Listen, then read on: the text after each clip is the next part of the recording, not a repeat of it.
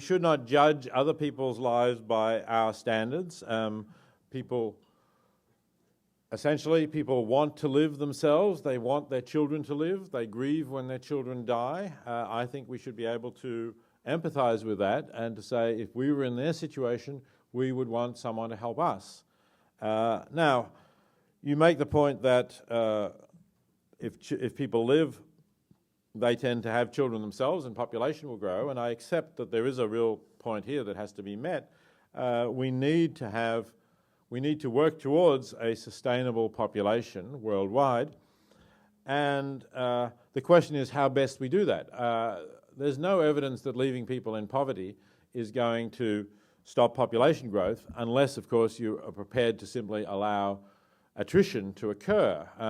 Back in the 1970s, Garrett Hardin suggested that. He said that a number of countries were over their carrying capacity and there was nothing we could do for them, and we should simply allow attrition, death from famine, basically, he was predicting, to bring their population down to carrying capacity.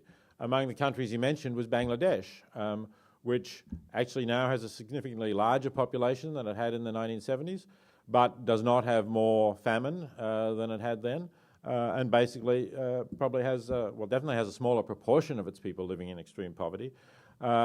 So I think some predictions have been too gloomy, and I think there's hope that if we get countries up to a better level, a level where they can not only survive but can have some education for their children.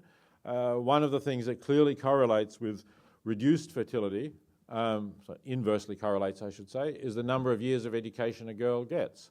So if we can bring countries up to a level where they can educate their girls, that gives us some hope of stabilising their population. And of course, we can also help them with providing the means of family planning. I think that's a perfectly reasonable part of an aid package.